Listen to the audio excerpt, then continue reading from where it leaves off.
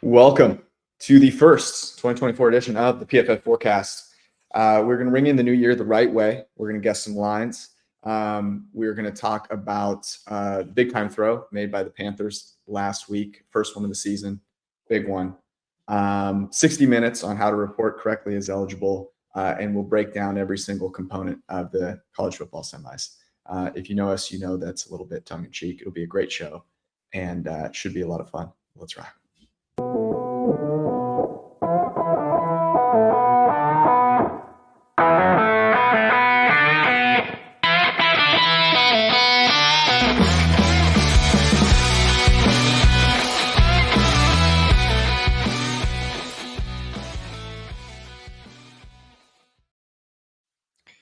What's the closest you've ever come to throwing a drink, Brad? I've never actually thrown a drink. Seems like fun. Brittany Mahomes style, probably more my taste than a David Tepper. You know, a little classier with a bottle of bubbly. I don't know. Yeah, that's a good question. I've gotten some fisticuffs. I'd be lying if I said I hadn't gotten in a bar fight or two. Real quick anecdote: if you're the tallest guy in a bar, Flex, people just want to fight you just because you happen to be the tallest person in said bar. I'm not interested. You have. You know, you're impressing all the ladies. Good for you. Shout out you. Not interested. I would say that throwing a drink is very different than fisticuffs for a lot of different reasons. Throwing a drink is like it's like the passive thing you do when you kind of want to pretend you're in the fight, but you're not actually willing to fight. And the other thing that's a part of it is like anyone that throws something. Oh, yeah, someone just commented this. This is exactly my point. Anyone that you see throw something immediately vanishes from the screen because, like, the reason you threw it in the first place is the reason that you vanish. I thought that was really funny. Anyways, let's talk college football semis. We're recording this live, so if you're hanging out with us live, remember the printing press. We always appreciate you. And these games are kicking off in about an hour and a half for Michigan and Bama, and then Texas and the University of Washington. Is about 5 and some change. We're normally pretty NFL focused. Would be lying if we obviously don't pay attention to college football. We collect, we grade every single player and every single play in college football as well. So if you go to PFF.com, you go to PFF Plus subscription, you'll get all of our analysis on that game, and it is plentiful. Michigan, a 1.5-point favorite in Pasadena against Alabama. Brad, I am a Michigan fan, if you could call me a fan of any college football team, Harbaugh fan as well. I'm kind of hedging emotionally. At the same time, I also I've seen Michigan in these games for so many times, and I've seen Nick Saban in these games so many times, and it is hard for me not to think that Bama money line is the right play. I hear you 110%. I mean, we've seen, Michigan losing to TCU, obviously got boat raced by Georgia a couple of years ago. I do feel like those teams weren't quite the same echelon of team. Like they were bringing in Harbaugh recruits. They were definitely, back to being not a punching bag of Ohio State and a real team. But I think now it's like it's a roster full of all of these hard-nosed Harbaugh guys. I get it. I'm an SEC truther, which is annoying as a Vanderbilt fan, but I'm the classic, the SEC is better than everybody else because they are. And if the committee left out Alabama and Georgia, I wouldn't have recognized the CFP as legitimate. But I do totally get the trepidation. I just don't think this Bama team is as talented as it has been in years past. And that's not just a Milroe comment, because I think Milroe has been really playing well the last 6-8 weeks, especially for college ball. Like, forget prospect wise, because he's not there yet. But for college football, he's been perfect. But like Isaiah Bond is fun, and it was like Jace McClellan's fun. They have a lot of decent pieces. They just don't have true difference making players. And then at defense, they do. But yeah, I don't know. I think Bama's become such a sexy and hot pick. Everyone's forgetting it took a 4th and 31 against a bad Auburn team. Shout out Zach Tantillo, a very bad Auburn team, to even get in this position. So I'll roll with with blue. Can I just say that I was watching College Game Day this morning, and I think that show is generally a very good show. Reese Davis is as good as it gets. The segment of him talking about Jason Milroe having LANK on his Lank. Tatted somewhere, Lank, and him saying, "Let a naysayer know." was what it stood for, while Pat McAfee, Joey Galloway, and Desmond Howard lost their shit. Was one of the funniest things I've seen on that show. Absolutely incredible. So if you look at the lineups here, I think what you called out is the key point here. I don't think either offense is very good. I'm very interested to see. I do think that the opportunity for Michigan to win this game is going to come over the middle of the field, and it really comes down to can the tight end win, right? Like I think AJ Barner's been pretty good this year. He was good in that games with Ohio State. I don't think they're going to be able to win on the outside. Whether they're able to win in the run game, I think will be interesting. At the end of the day, I think one of these quarterbacks is going to have to make some plays in order to win the game. I'm a JJ McCarthy fan, but it worries me a little bit. And then if you look on the other side of the ball, like Michigan defense has been really good. I agree with you on the weapons for Alabama. It has me thinking like maybe playing a live under if like the script works for either team is one play that I do like. I actually don't hate under 45.5, even though I know that's going to be unpopular, is my initial take. No, I like that call a lot. I mean, Terrion Arnold is emerging as like a potential first rounder now at corner, and obviously Kool-Aid McKinstry's been in that bucket for a long time now. And then Michigan has defensive backs that are in that echelon as well. Sanders still's a slot, so he won't go as early, but a very, very good slot corner. And I'm blanking now on the outside corner. Dave Sofar would be pissed at me, but he's probably going to be a first rounder in 2025. So I don't think the passing games are going to work really for either team here. I think honestly QB scrambling. So I like the under. And also, if I was like looking at props, QB rushing yards for either guy, I think would be an interesting way to play this. I think they're not going to see guys open, and they're just going to take off, probably start bailing out of clean pockets. Particularly McCarthy, I think, with Dallas Turner, and again, I'm blanking. That's why we're an NFL show. They have a good second edge rusher as well. Like I think that's maybe the way I would play it is QB rushing yards, and I don't hate a live under at all.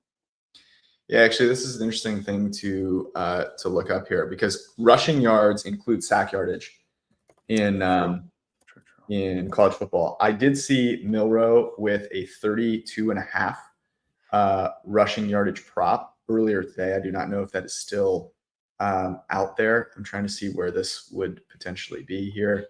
Pressure to sack rate of 30%. Yeah, I knew it was going to be high. For Jalen Milroe is insanity.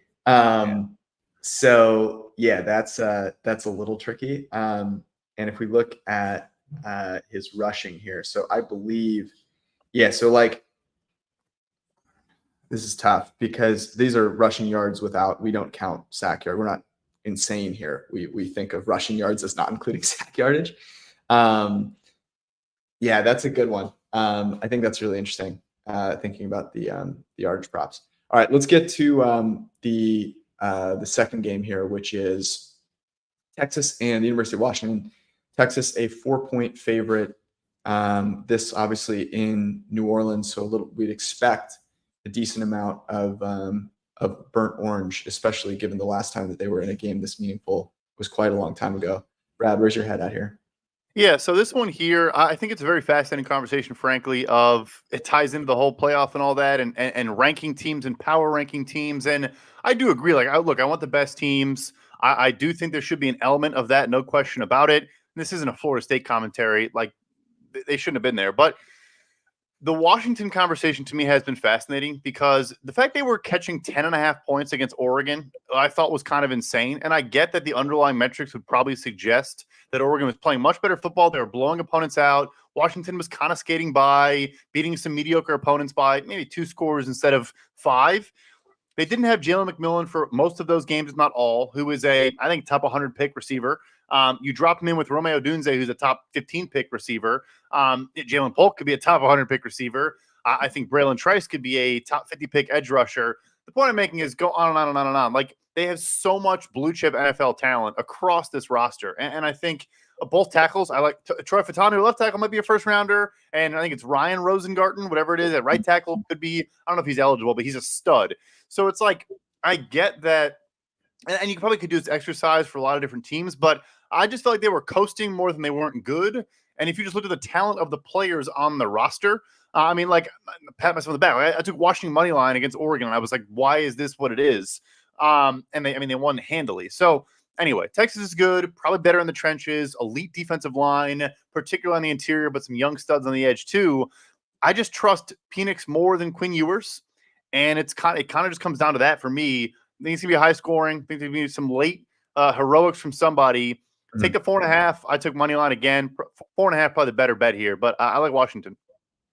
I'm with you. This is a very simple. We talk about this all the time. The better quarterback is getting points in this game. Michael Penix, grade of 90.9. Quinn Ewers, grade of 78.2. Significant difference in turnover-worthy play rate. I think that's going to matter in this game. Penix has been awesome. I do think that Texas has, I think this is interesting compared to the other game because there's some legit wide receiver talent in this game, which is not the case in the other game. Like Worthy and Mitchell, both good on the outside.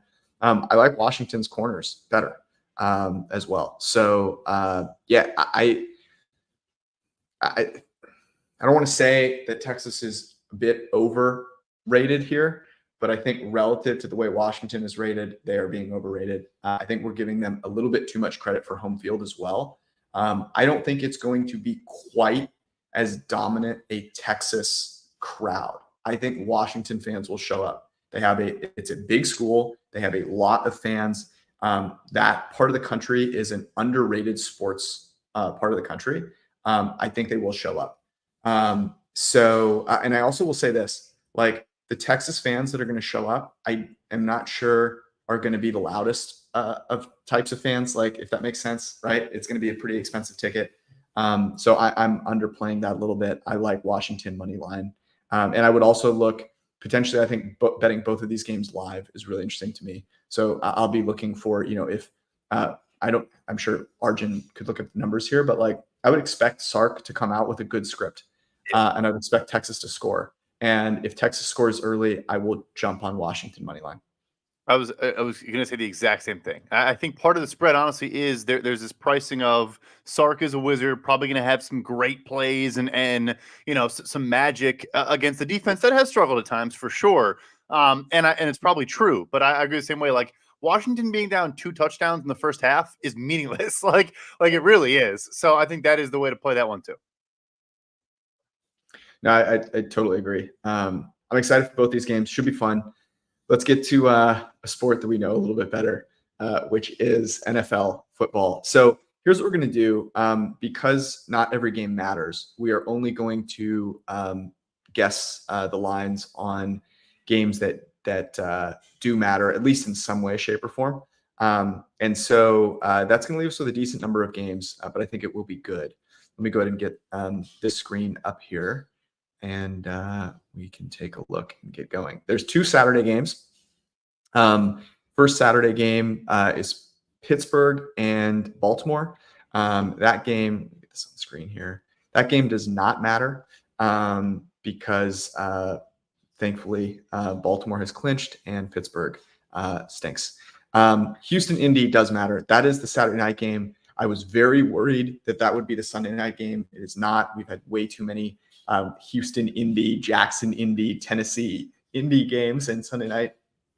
And thankfully that is not the case anymore. So Houston Indy up first. Brad, would you make this? I had, because Colts never get any respect, I went pick them here. Yeah, so I had the Colts -1. I think they deserve a little bit of love here, and I don't think there's a ton of home field.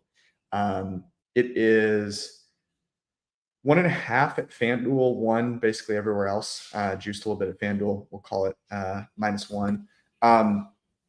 It's very, very interesting because CJ Stroud's certainly the better quarterback here. I actually thought he looked pretty good yesterday. I would lean honestly here betting Houston, but I just can't bring myself to do it because I have so much respect for what Shane Steichen has done. But better quarterback CJ Stroud here by a country mile. Yeah, he is. And I just hate the Colts secondary so much. Kenny Moore's supposed to be back in this game, which is meaningful. He'll get some Robert Woods. He makes plays in the run game too. And our guy PFF Bobby does like to run the ball. The Colts Texans defense has been playing better though too. Although Jonathan Grenard and potentially not playing is pretty massive. I mean, they were dominant yesterday.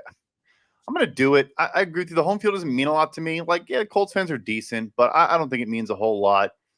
Probably dumb, but I'm going to do it. I'm going to ride the Houston Texans here.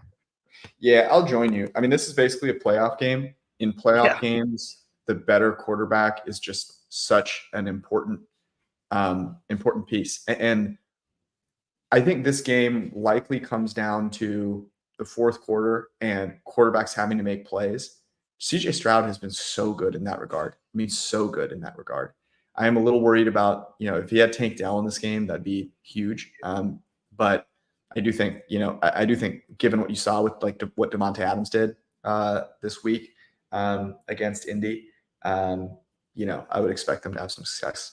Tampa Bay, Carolina, this matters for the Bucs. They win this game and they can clinch a playoff spot. And this matters for Carolina because if they can avoid more humiliation, that would be good for them. Brad, what did you make this? Yeah, no draft pick implications. I went Bucs -6. I wanted to go full touchdown, but yeah, I have the Bucs by 7. And look, that was really bad from Bryce Young. I think he was banged up in that game. This past week, we'd seen some signs. And by the way, Tampa looked horrible in their game against New Orleans, but they've kind of always had a problem with New Orleans. This is going to be bad for Carolina. I am very curious how the organization reacts to what happened with Tepper and that whole thing. They're going to be cleaning house. This is wheels are coming off for me for Carolina. I'm seeing 5.5 across the board here. My thought is, and I put it in my spread, you mentioned Bryce Young got dinged up. He did come back, but he was on the turf. I mean, I put it in the message and I was obviously wrong. I was trying to watch 10 different games. I was like, boys, Bryce Young is out. Like Dalton's about to come play. And I was dead wrong, but it didn't look good. Like he was down for a while. I think it was his back. You already there's no more humiliation of you give Bears #1 pick. That's already set in stone. I don't know. Maybe the Dalton does play. I think Brian Burns also got this. There's so many question marks there. But I'm just afraid of, we talked about a pre-show, Andy Dalton in a let's play spoiler and just ruin the Bucs season in our division type of game. It does concern me a little bit. But at the same time, the Bucs could also win by 40, and I wouldn't be remotely surprised. Yeah.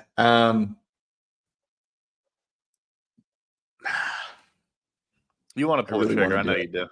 Really want to pull the trigger here. I honestly was worried. Dalton comes. I was on the Panthers yesterday, and I was praying that Andy Dalton came in the game. Yeah. I could see them playing Dalton if Young is hurt at all, because they're like, what's the point in having this guy go out there and just get trounced in this game? I'll lay off. There's no upside. Yeah, absolutely none. That is a dumpster fire of a situation right now. Jags and Titans. The Jags need to win this game, and if they do, they clinch the AFC South. Is that correct? That is correct. They're winning in. They have head-to-heads over both of their divisional opponents that are obviously playing each other. So I think it's going to be Trevor, but I kind of hedged this. I went 5.5. I assume it's going to be Trevor, but I'm not really sure. It has to be. That has to be the reason they didn't play him against Carolina, in my opinion. Is saving up for this game, and I think it was really a smart move by Doug Peterson and them. It also just, I don't think Will Levis will play in this game, so I had it not without him. I went Jacksonville by 6.5. I couldn't make it a full 7. This scares me a little bit. Mike Vrabel is a guy I don't love betting against. I'm seeing 4.5. Okay, that makes sense. It seems like there's a little bit of a hedge out there as well. I just think this is the last ride for Ryan Tannehill, Derrick Henry, maybe even Mike Vrabel. There's just, and it's a spoiler of all spoilers in the division again. The Jags defense played defense for the first time in 2 months, but it was Carolina. So did they really? DJ Chark probably dropped 100 yards and a touchdown in that game. And Young was terrible, but Chark also dropped 3. Anyway, I think Tennessee's going to win this game outright. I don't know if I'm going to bet it, but I really do. I mean, if you think they're going to win outright, then you should bet plus 4.5. I know. I'm going to stay away. I respect the market here. I think I was way too high on Yeah, 6.5. the reason I won't is because the Jags' run defense has maintained the whole way, and they are going to spam Derrick Henry. He'll probably have 30 carries, but it might be 30 for 40. So I'll stay away. All right, next couple of games don't matter. We'll go to New Orleans, Atlanta, New Orleans. This game does matter, actually quite a bit for both teams, right? Or is it only for New Orleans? You know, if the winner, it's the winner, and then the Bucks lose, and the winner's in. Yeah, or I guess okay. Saints. Nah, it might just be Saints now because the Falcons lost again because they're 8-8. The Bucks are 8-8. So yeah, because I think Bucks would if let's say the Falcons win and the Bucks lose, I think the Bucks still get in. That's right. Anyway. What'd you make this? I went by Saints by 3. I have the Saints by 3.5 points. Are we here? Impressed by the Saints actually of late, and on the opposite side of that for Atlanta. Let's see, what is it here? 3.5 across the board. Pulling the trigger on this. Yeah, I mean Atlanta's a joke. Like they're so funny. The Bears game, we all were all over Chicago going to that game. It was the easiest bet on the board besides our Broncos. But like I honestly think if Arthur Smith gets blown out by the biggest rival he's fought, like I think it's possible. I really, really do. And I'm not going to bet on Atlanta just because I think a coach trying to save his job. But I also have been impressed by the Saints. The offense has looked better. Rashid back, Olave back, all those guys, and Carr actually has been passable. I don't know that you lose Ryan Ramczyk for the year. The secondary hasn't been as good. I'm going to stay away, but yeah, the Saints could win by 30, and I can see Atlanta pulling out a nail biter upset. So yeah, I'm staying away as well, just for all of those different reasons that you mentioned. All right, Philly and the New York Football Giants. So this one's interesting. Obviously, this matters for Philly. Here at the Dallas game also matters because those two teams, if one loses and the other wins, then they get the 2 seed. For New York, it's interesting because theoretically this matters in the sense that they should be trying to lose this game. I don't think they try and do that. I'm assuming you don't either. No. You're saying Philly could just not play anyone? No. I'm saying New York should be trying to lose. They should be trying to lose for sure. They gain nothing from winning, and they honestly get themselves in like either Marvin Harrison Jr., Malik Neighbors, or a quarterback. They're 5 right now, I want to say, and a loss would solidify that. The tough part here, though, is just like Philly. We're talking about full game spreads. If Philly looks out, they're going to the locker room at halftime, and Dallas is up 40 on the Commanders. They're just going to mail it in. Right. So that's the tough part for me anyway. I made it Eagles minus 6.5. I was going to do a full touchdown, but I didn't like I don't really know how to, Yeah. I went 4.5. And the reason I did was exactly that, which is Philly doesn't totally control their own destiny here. And so if Dallas is winning that game against Washington, I think especially given where Jalen Hurts has been this year, it would be wise not to put him in harm's way, which means not running him, not doing any of this tush push stuff, like would be my thought. So that's why I made it. It looks like it's 5.5 across the board. I don't really have anything at 5.5. I do think New York full game is interesting just because of the Dallas component and the fact that I think they are legitimately going to try and play to win this game. Whereas you can't say that for some other teams. I also this was facetious earlier in the year. Like Tyrod is the best quarterback on the Giants roster. That's a fact. Like that is I mean, the ball he threw to Darius Slayton was the best throw the Giants have had this season, and he was good in that game. Like he was spreading it around. Darren Waller, our guy, fantasy legend, 2023 fantasy tight end of the year. Darren Waller was out there making plays. Or you maybe do you play a live angle of you're monitoring both games. Let's say Giants are down a score. But Dallas is up a bunch, and maybe you take a live Giants line because they are going to try to play to win. They're not going to, as much as they should lose, they're not going to. I got nothing because it's just hard to kind of gauge. Dallas and Washington. So Dallas controls its own destiny. They win this game. They're in the 2 seed, and that obviously would be big. You play a home game. I don't need to tell anyone that.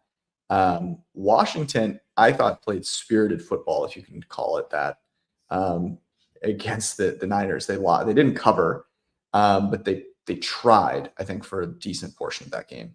I don't know if this will be Howell or Brissett. I don't know if it necessarily matters. Brad, would you make this? I went 14 here. Yeah, I mean, I think you can make that case, certainly. I couldn't get all the way to 14. I went 13 and a half, kind of because of the spunkiness that I saw out of them. It looks like it's 13 and a half across the board. Yeah, that makes sense. This is interesting to me because Dallas has not been. I mean, what is this line if Dallas loses the game to Detroit, which they probably should have? I think still just like 12 and a half or 13 instead of 13 and a half, I suppose. You think it materially changes it? Because they still would have lost by a point on a 2-point conversion. So Washington should try and lose this game. This is Ron Rivera's swan song. I don't think anyone expects him to be back there. I think he's a guy that can rally troops to a certain extent. I don't know if they give Howell another shot here, but whether it's Howell or Brissett, they're playing for their NFL career. I am very tempted to take Washington. Dallas has won 2 games or won a game that they really shouldn't have. I mean, that was so they're going to get kind of pumped up for having won that game where I'm not sure they deserve to. The tough thing here is that CeeDee Lamb could have 1,000 yards in this game. Here's a dumb narrative. I'll start with a real narrative and then go to a dumb one. It's kind of public knowledge at this point, so I'm not breaking any news. Like, Mike McCarthy is still, I know it sounds crazy, Mike McCarthy is still coaching for his job. He needs to win a playoff game is kind of the sentiment that everyone says. If you talk to people around the league, that's what needs to happen for him to be, like, secure. And then also, remember last year, they started their starters in this game, even though Philly had already locked up the division. And Dallas, I think, maybe could have, no, because they were still the 5 seed and went to Tampa. So I don't even know what the point was. They started their starters, and Sam Howell started his first game of his NFL career, and they got their ass kicked. The Cowboys did. I don't know if you remember that. So I'm not going to go full game. I'm going to go first half. It's up now, which is a surprise for us doing the show. It's minus 7.5, but I get plus 102 on that. I'm going to take Dallas first half. I hear you. The Commanders are going to play the Rivera Swan song. Everyone's playing for their jobs. All that, I get it. I'm not sure the organization wants to win games. We were talking pre-show again. I think they've basically been tanking. I don't think they've given a directive to lose games, but obviously you trade away your edge rushers. You just are bad. You fire a defensive coordinator and make Rivera have to call plays. All these things. I'm going to go Dallas minus 7.5 plus 102 for the first half. Yeah, that's a good call. I'm going to stay away. I'm tempted by Washington, but I've bet them too many times. All right, looking forward to this game. Chicago, Green Bay. So this is the same spot that Green Bay was in last year with Aaron Rodgers, except they were playing the Lions last year. That was the Sunday night game. I remember people losing their shit because it didn't matter for Detroit. I was like, trust me, it matters for Detroit. They came in, played their asses off, won that game, sent Aaron Rodgers to the Jets, and the rest is torn Achilles history. This game, very similar, nothing to play for the Bears except for a potential draft slot. However, they're already locked into the number 1 overall pick, so don't think that matters nearly as much. But they can keep the Packers out of the playoffs with a win. Did I get that right? You got that right. I said it last year. I'm saying the exact same thing again. I like Chicago more because they have nothing to play for, just like I did Detroit last year. And they do. Look, the owner legitimately watches 2 games more closely than the rest of them. And guys are getting extensions, coaches are getting extensions based on 2 outcomes. Like the owner literally is just like, how do we do against the Packers? I'll just make all my decisions based off those 2 games, whether they're 13-3 or 8-8, doesn't matter. So, but anyway, to the football itself, the Packers looked great last night against Minnesota. I think to a degree, the whole blitz or drop 8 defense for Flores has kind of been figured out at this point, which honestly, tip of the cap to him. It lasted way longer than it probably should have. And I think he probably got more out of his talent than any coordinator in football. But Jordan Love has been good against the blitz all year, and he wasn't good in that first Vikings game. I think they figured it out. So I think Christian Watson probably comes back for this game. I think you have Zach Tom at right tackle against Montez Sweat, who has been a revelation for the Bears, but it's a solid matchup for Green Bay. But I still think Sweat will give him some issues. I think Chicago is going to play with their head on fire. And I'm not going to take money line. I saw the joke earlier, but I will take Bears +3 because it's also like not having anything to play for means you just play loose. You just play football. You're not like tense and thinking about the playoffs and all that too. And for Green Bay, this roster is literally 23 years old at like every position. So like every guy is thinking how massive this game is.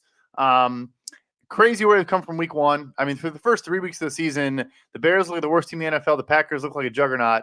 And now I think, honestly, you can make a case the Bears are maybe a better team. Probably not, but you can make the argument. Anyway, I'm going to go Bears +3. Okay. I made this. I'd say that the line should be 2.5. I said 3 also. Sorry. Yeah, it is 3. I'm going with you here. I agree.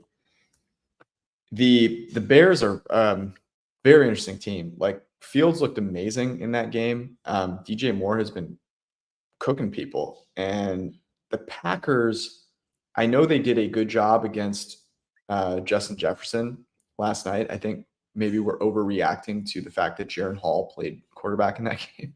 Yeah. And I don't think Minnesota tried very hard to win that game. And I don't think they should have, right? They have a very interesting – they're on to the offseason at this point, right? They have a very big decision to make with Kirk Cousins. O'Connell is safe in his role there. They showed Kwesi on the screen at one point. He probably wasn't even thinking – he probably didn't – wasn't thinking about anything to do with that game. Was just thinking about, what are we going to do with Kirk? What are we going to do? The better draft pick we can get, obviously, the better. I like Chicago here. Their defense has played well too. I'm not like totally sold on Jordan Love quite yet. I also think the fact that they were in this situation last year hurts them a little bit. He's good when kept clean, and he's not going to be kept clean against this Bears defense. And I'm not overreacting to. It's funny, like have they played a bunch of bad teams and beat them? Yes, but we can't like look at every game. I mean, they've legitimately obliterated like bad teams, which are like still is meaningful. They're not winning 1-score games against bad teams. Like they're blowing these teams out. And it's evident, like the talent disparity in a lot of these games is evident, particularly on that side of the ball. So there has been some kind of crazy turnover stuff too. I tweeted yesterday, George, they have 16 picks for the last 6 games, which is nuts. Yeah. And I think like a bunch of fumbles too. But it's because of a ton of pressure. Javon Dexter's coming on strong on the interior. Like you're just getting good play from young players. So anyway, I just think it's a good matchup for them. And someone mentioned our guy, Joe Barry. Legacy game for our guy Joe Barry. I also the Jefferson point's good. Like DJ Moore, we know Jair doesn't travel. Jair is gonna be back for the game, but no one wants to be in Green Bay, Wisconsin less than Jair Alexander. So that means nothing to me really. Anyway. Yeah, it's you think Joe Barry's gonna string together 2 good defensive performances in a row? Impossible. Like did he string one together? That's the thing. Yeah, I mean that's the point, right? Like yeah. There's no shot in hell. All right, Seattle and Arizona. This matters. Seattle needs to win after losing to Pittsburgh in impressive Tomlin-esque fashion. Arizona should be trying to lose this game. However, as we saw last week, it is clear they are not trying to lose. I actually thought Kyler Murray looked good in that game against the Eagles. That he has no one at receiver. I mean, no one at receiver, and is still making some plays, ran a little bit. I think they've been trying to keep him out of the designed run game a lot this year on purpose to keep him healthy. And so I don't think you've seen as much from him as you might be able to see in future years with an actual, set of supporting casts around him. So I would expect both teams to try and play here. What did you make this? Yeah, I agree. I went a full field goal, so Cardinals +3. Yeah, I think that's where you have to go. That's what I made it as well. I am interested. So it is 3 exactly. Yeah. Very interested to see this game. Like I think that, this is the last moment that Kyler has to basically put his name out there. And so does he all of a sudden start running around? Do they run a little bit more? I think will be pretty interesting. They put Hollywood Brown on IR, so he won't be playing in this game. The Seahawks defense looked really rough against Pittsburgh. That would be an understatement. And the run game for the Cardinals is legit. I mean, they ran all over the Philadelphia Eagles. So if you don't think they can't do that to the Seahawks, and they did it to the Eagles, who like actually have a good team and should have been playing to win, what will they do to the Seahawks in this game? I think it's a legit advantage for Arizona in this game. Totally agree. Their defense is a joke in both facets, against the run and through the air. They're just not good. I mean, they made Mason Rudolph look like an NFL quarterback. James Conner too, quietly had an awesome year. I think the gravity of Kyler, I saw in the Philly game in particular, I thought Kyler, without running a lot, still has that gravity to him. And I think you saw respect. They were kind of like, they were dropping Hassan Reddick a lot and like kind of doing different things to account for Kyler taking off. And he didn't really do it all a couple times. But anyway, so that still matters. However, I did love the matchup for Pittsburgh in that game. You have elite edge rushers against a tackle duo that's been struggling all year for Seattle, which, Geno was under siege the entire game.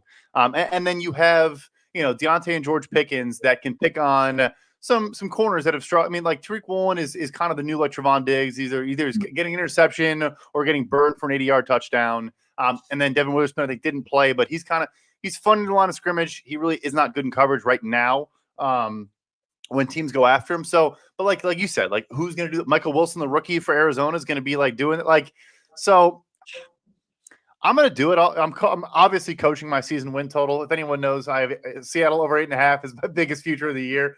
Yeah. I'm going to double down on it and also take the Seahawks in this game. But yeah, there are some issues presented here. I like this matchup a lot more for Seattle than I did the Pittsburgh game. No, I agree.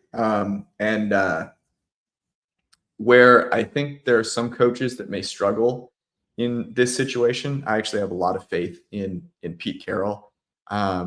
I like I think Geno as well. They have a big advantage at receiver. Now I know that like Devontae and AJ Brown didn't make the most of that, but there were some drops in that game. Devontae got injured in that game. So I'm not going to like overread what happened there in Philadelphia. I'm enjoying you here. I think this is you're buying Seattle at the very bottom and fading Arizona at the extreme top of the market. By the way, the grab that James Conner made was insane. It was, yes, the one-hander, yeah. It was absolutely nuts. Also, just importantly, real quick, this is the same time as we should mention, same time as the Packers game, and it probably doesn't matter because I think Pete Carroll, like even if they're eliminated, let's say they go into the halftime and Green Bay's up 30 on Chicago, I don't think that really matters. But anyway.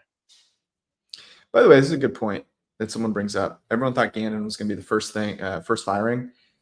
We talked about this at the beginning of the season. Everyone made fun of Sirianni in his first press conference. Everyone made fun of Jonathan Gannon in the Rondale Moore video and the other, what did you drive here in or whatever that video was at the beginning.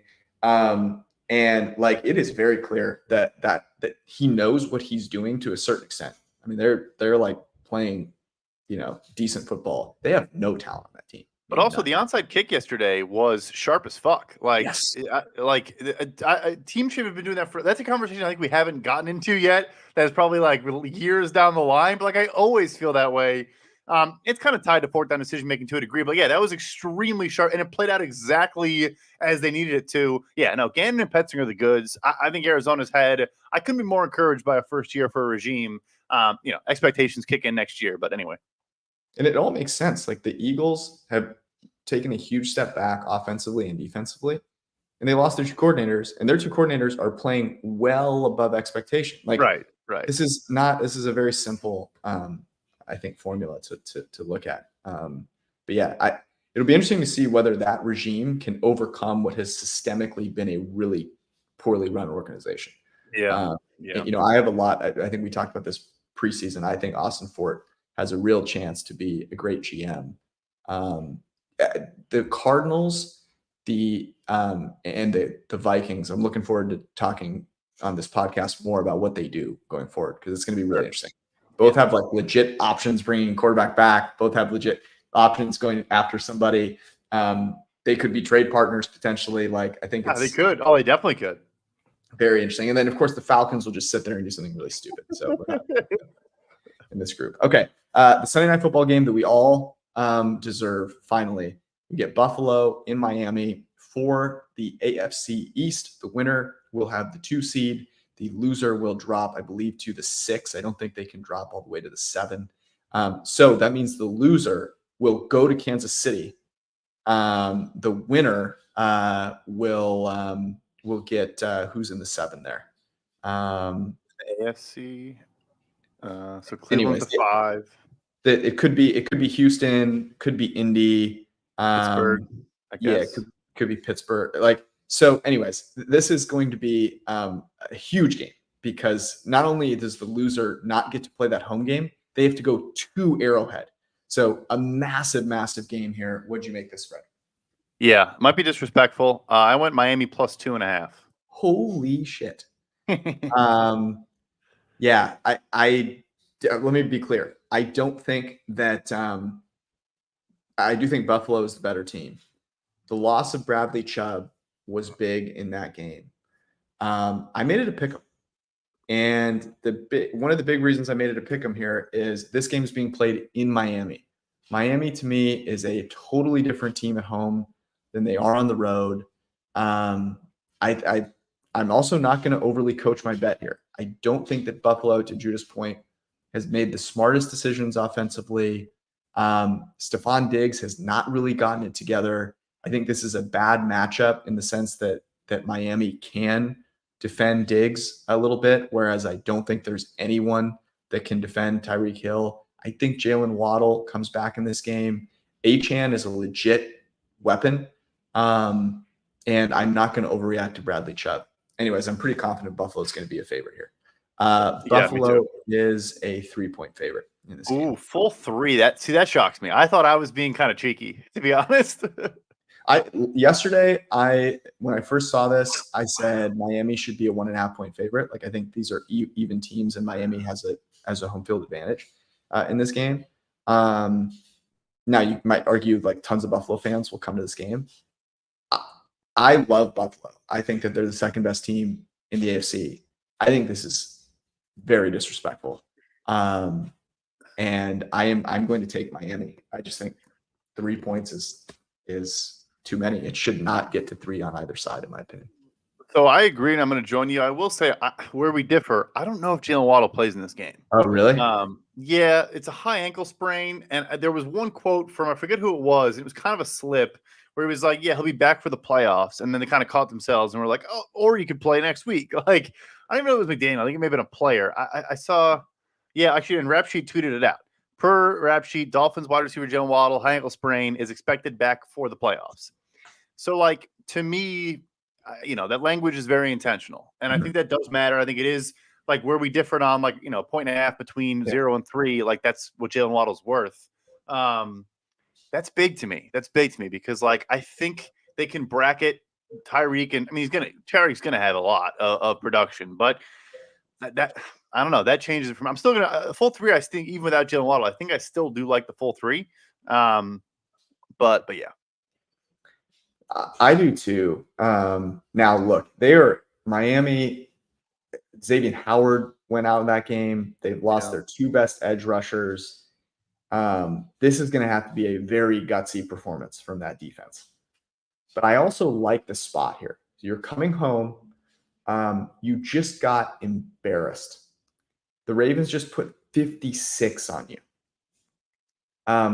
Meanwhile, Buffalo won rather convincingly, but I'm not sure because they played super well and more because Bailey Zappi, had an aneurysm on the field a few times. So yeah, they won by 6. They won by 6 points. And Bailey Zappi had 3 picks in the first quarter. Yeah, that's fair. I mean, it was kind of convincing. I guess at the end they were able to make it close. But it's a good point. I mean, they didn't cover that game. That game got out to 14. Yeah. And I was on the Patriots even at a lower number. And felt good about it just kind of for that reason. And then, of course, Zappi starts throwing interceptions. Like, oh, shit. Yeah. Here's the thing. Miami is offensively, what they can do with their motion at home versus on the road is so different. And I just think that's the difference here. I don't know that they end up winning the game necessarily, but I just think 3 is too much.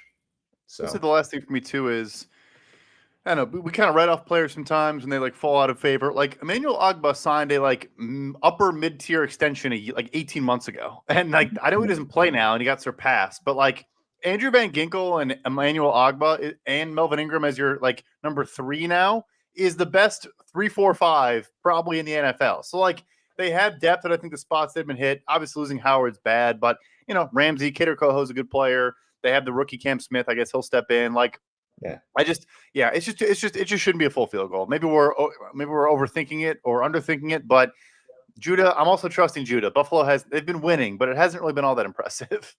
The thing is, losing Xavier Howard against a team that does not have a second option, I just don't think means that much. That's a good point too. Right. It just does not. I really think that, I like McDaniel in this spot as well. Like I just think he's going to come out with a game plan, and it's disrespectful. I know that a lot of times people don't know the spread of games, but I'm sure this will get mentioned. The fact that Buffalo is getting a full 3 in Miami is disrespectful a little bit. Yeah, and let's not forget that Miami is going to have a huge chip on their shoulder. Buffalo beat the shit out of them. Pardon my French, earlier this year. All right. That was our show. We got to get out of here, go watch some football. Appreciate everyone that joined us here. Happy New Year to all of you. Stay safe. Enjoy your day. We'll be back on Wednesday evening as we roll into week 18. Brad, go Blue, go Bama. I don't know. Whatever. All right, fellas. Love you all. Peace.